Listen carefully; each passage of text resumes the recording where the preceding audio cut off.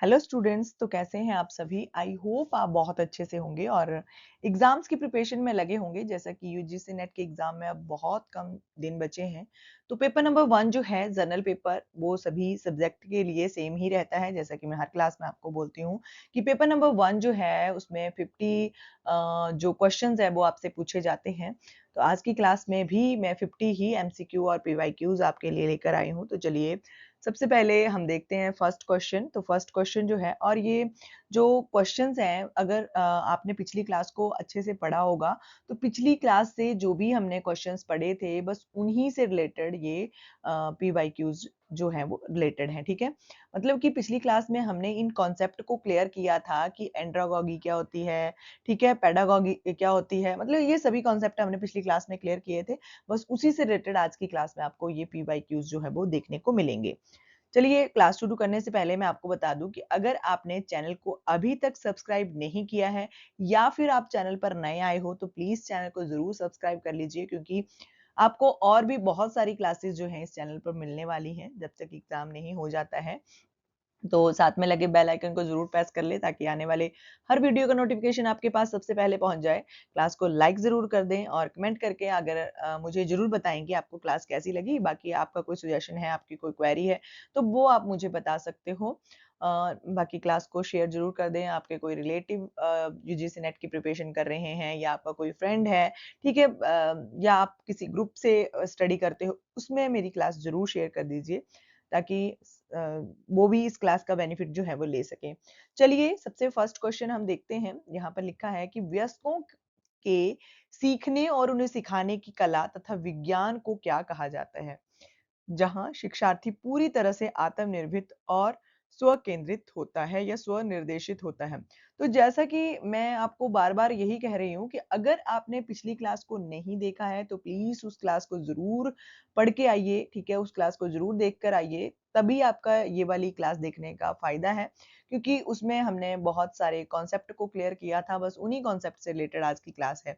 तो हमने पढ़ा था कि जो वयस्कों को सीखने और सिखाने की कला है या विज्ञान है, उसको कहा जाता है एंड्रागॉजी। ठीक है, एंड्रागॉजी उसको कहा जाता है जिसमें जो शिक्षार्थी है यानी कि लर्नर है वो पूरी तरह से सेल्फ डिपेंडेंट होता है और वो पूरी तरह से सेल्फ निर्देशित होता है। ठीक है, वो सेल्फ डायरेक्टेड होता है, ठीक है, वो आत्मनिर्भर होता है। ठीक है, तो ये आपने जरूर याद रखना है, ये वयस्कों को सीखने और सिखाने की कला है, एंड्रागॉजी जिसको कहते हैं।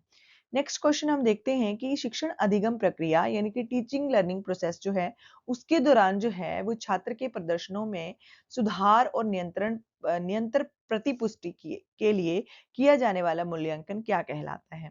तो फिर जो भी एक छात्र है उसके प्रदर्शन और सुधार में निरंतर प्रतिपुष्टि के लिए, ठीक है, जो फीडबैक है उसका मतलब निरंतर, मतलब कॉन्टिन्यूस उसका फीडबैक लिया जाना है, तो उस मूल्यांकन को क्या कहा जाता है। तो उस मूल्यांकन को फॉर्मेटिव इवैल्यूएशन कहा जाता है, यानी कि रचनात्मक मूल्यांकन कहा जाता है। जैसा कि मैंने आपको एक एग्जांपल देकर समझाया था कि मान लो कि अगर आप स्कूल में हो, तो स्कूल में जब आपने सुना होगा कि बच्चे के एफए 1 के एग्जाम लगे हैं, बच्चे के एसए 1 के एग्जाम लगे हैं, तो जो एफए 1 होता है उसमें बच्चे का जो सिर्फ 2 लेसन या 3 लेसन्स पढ़ाए जाते हैं टीचर के द्वारा और उन्हीं का टेस्ट जो है वो ले लिया जाता है, यानी कि उन्हीं को एक एग्जाम के रूप में कंडक्ट जो है वो 2 या 3 लेसन्स को ही कर लिया जाता है। तो बच्चे का उसमें साथ-साथ में जो है वो पता चलता रहता है उसकी प्रोग्रेस के बारे में, ठीक है? तो जो ये निरंतर प्रतिपुष्टि यानी कि फीडबैक बच्चे का मिलता रहता है, इसको फॉर्मेटिव इवैल्यूएशन जो है वो कहते हैं। चलिए नेक्स्ट क्वेश्चन देखते हैं कि जब कोई छात्र अपनी सफलता या विफलता के लिए बाहरी परिस्थितियों या भाग्य के बजाय अपनी ही खुद की मेहनत या और प्रयासों को जिम्मेदार मानता है, तो इस मनोविज्ञान स्थिति को क्या कहते हैं। बच्चा जो है वो अपनी सफलता के लिए भी और विफलता के लिए, अगर वो पास हो गया है अच्छे मार्क्स से तब भी और अगर वो फेलियर है तब भी, वो क्या करता है कि वो अपनी बाहरी परिस्थितियों और भाग्य को दोषी नहीं मानता है। वो किसे मानता है, वो अपनी मेहनत को और अपने प्रयासों को जिम्मेदार मानता है। और अगर वो विफल हो जाता है तो उसको लगता है कि मैंने मेहनत कम की थी, और अगर वो सफल हो जाता है तो उसको लगता है कि हाँ मैंने मेहनत की थी इस चीज के लिए के ऊपर, ठीक है, तो अपने भाग्य को दोषी नहीं मानता है वो। तो इस प्रकार के मनोवैज्ञानिक स्थिति को कहते हैं, क्या कहते हैं, नियंत्रण का आंतरिक केंद्र, ठीक है, इंटरनल लोकस ऑफ कंट्रोल। ठीक है, इसको इंटरनल लोकस ऑफ कंट्रोल कहते हैं, नियंत्रण का आंतरिक केंद्र। ठीक है, जब बच्चा जो है वो अपनी भाग्य के बजाय अपनी मेहनत और प्रयासों को जिम्मेदार जो है वो मानता है, ठीक है?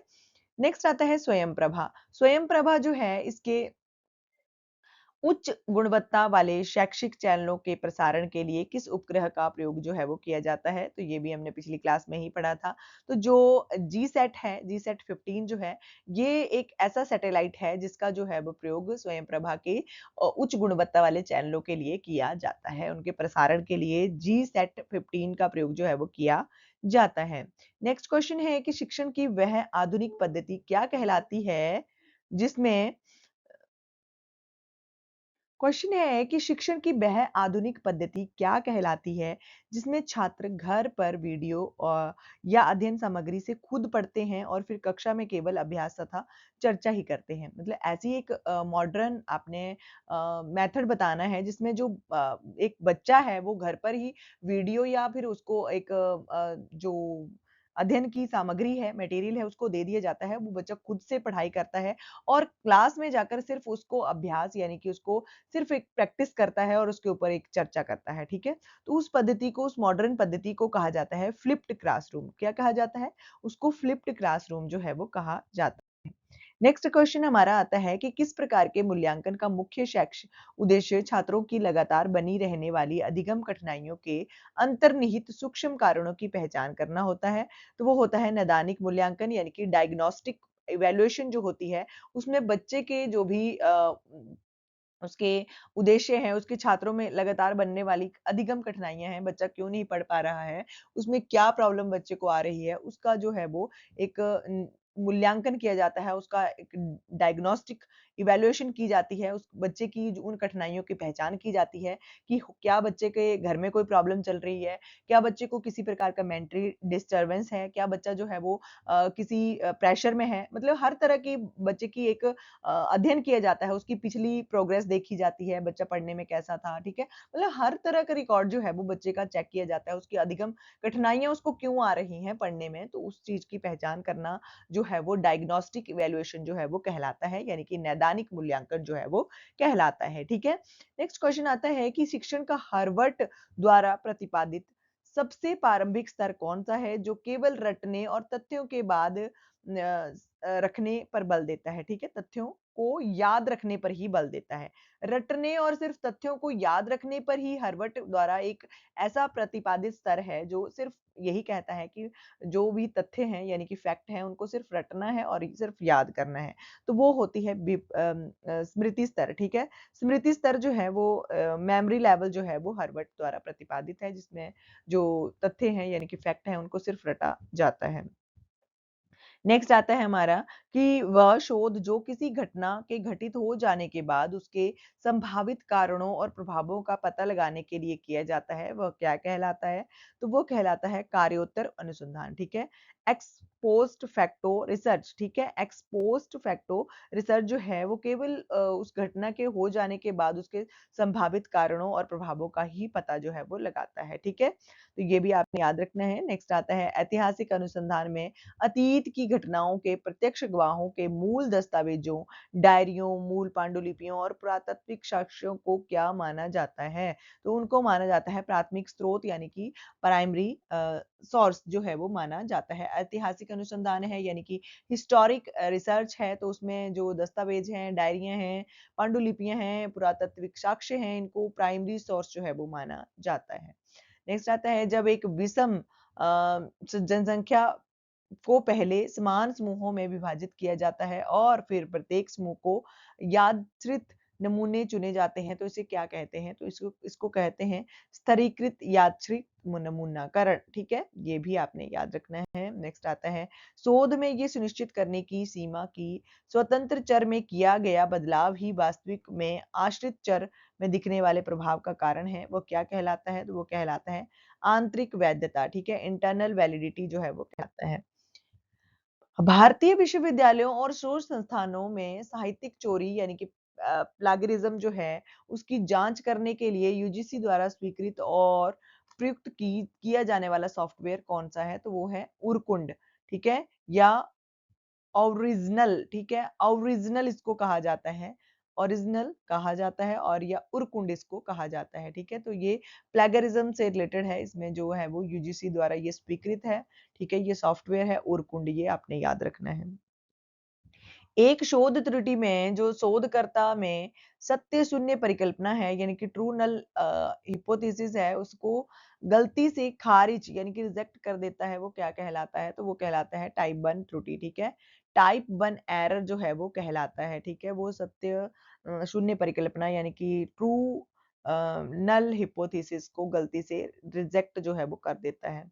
नेक्स्ट आता है इतिहास, दर्शन शास्त्र और मानविकी के क्षेत्र में शोध पत्र लिखते समय संदर्भ देने के लिए किस प्रारूप का सबसे अधिक प्रयोग जो है वो किया जाता है? तो वो है ऑप्शन नंबर बी, शिकागो और एमएलए शैली का, ठीक है। शिकागो और एमएलए शैली का प्रयोग जो है वो सबसे ज्यादा किया जाता है।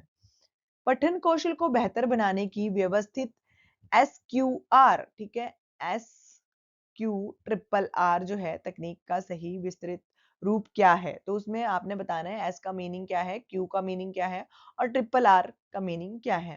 तो इसमें ऑप्शन नंबर बी ठीक होगा, एस से मतलब सर्वे और क्यू से क्वेश्चन और जो ट्रिपल आर है उनमें रीड, स्मरण यानी कि रिसाइट और समीक्षा यानी कि रिव्यू, ठीक है।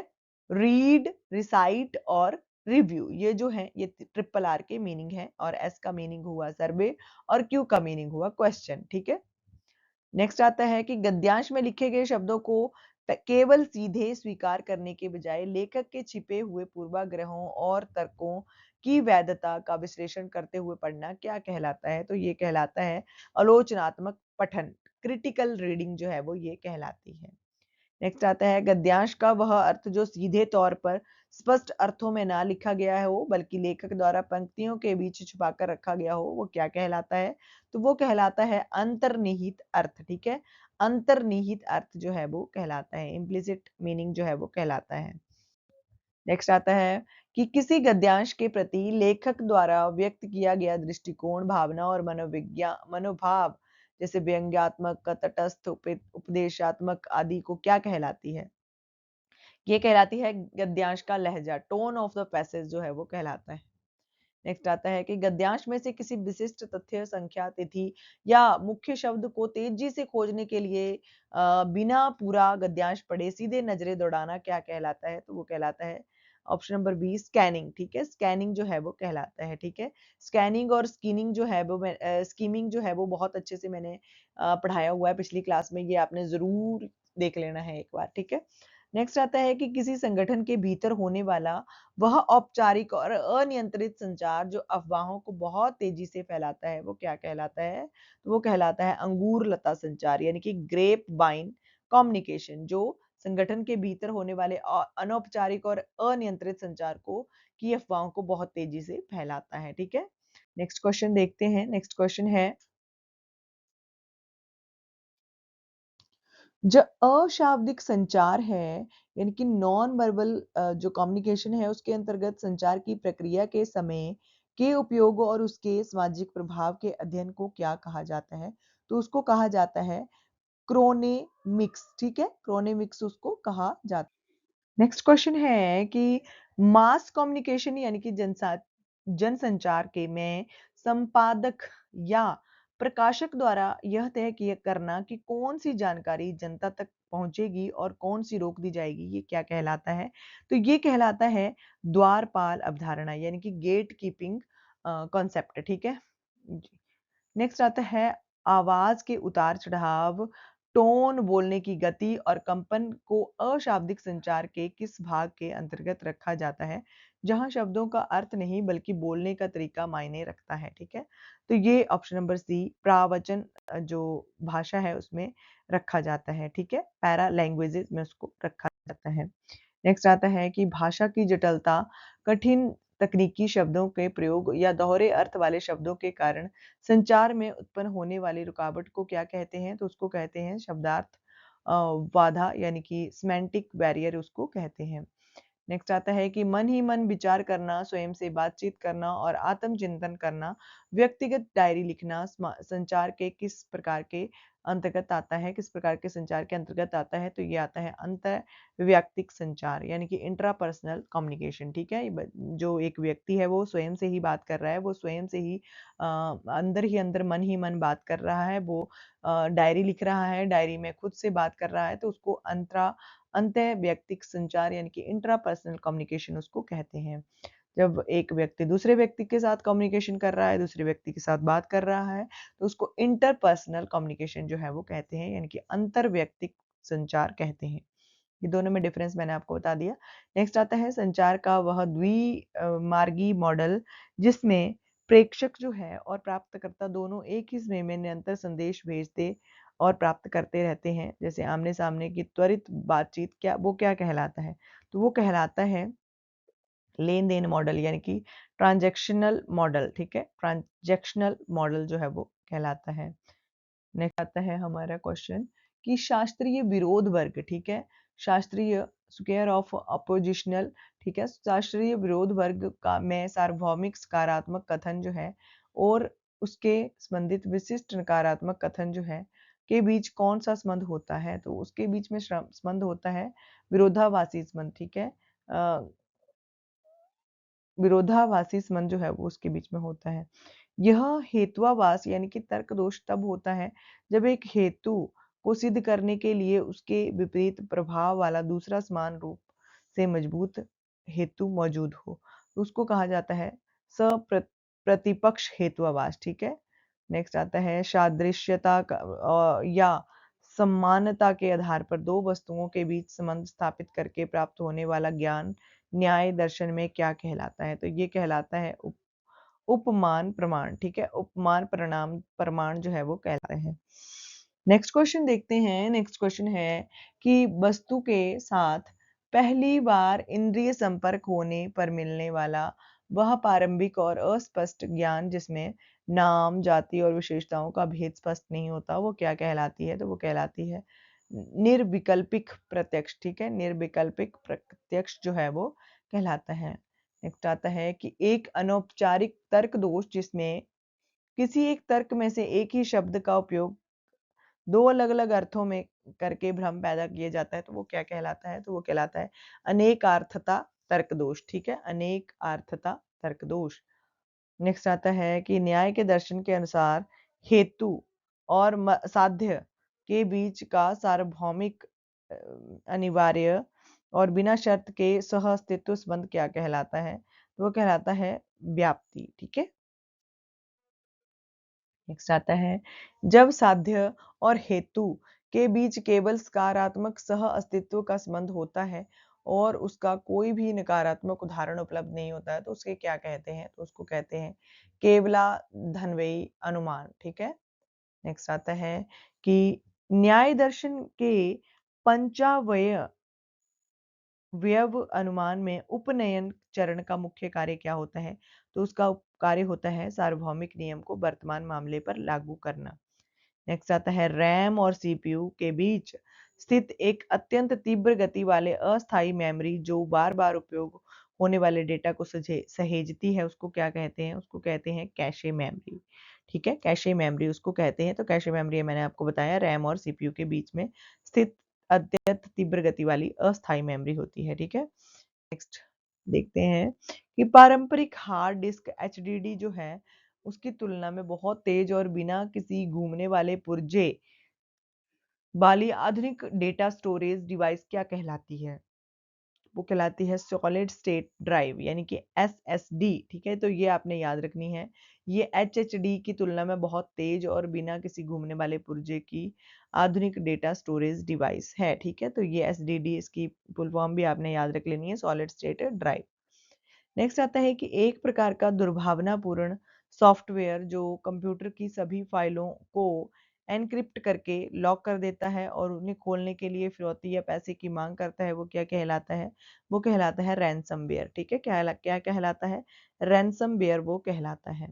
नेक्स्ट आता है इंटरनेट पते के आधुनिक प्रारूप यानी कि IPv6 का आकार कितने बिट्स का होता है, तो वो होता है नंबर सी 128 बिट का। ठीक है, 128 बिट का ये IPv जो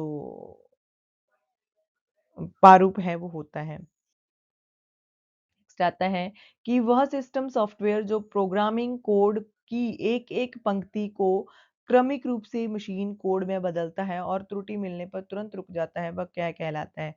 वो कहलाता है इंटरपरेट, ठीक है? इंटरप्रेटर कहलाता है, ठीक है? नेक्स्ट आता है सॉफ्टवेयर इज अ सर्विस, ठीक है?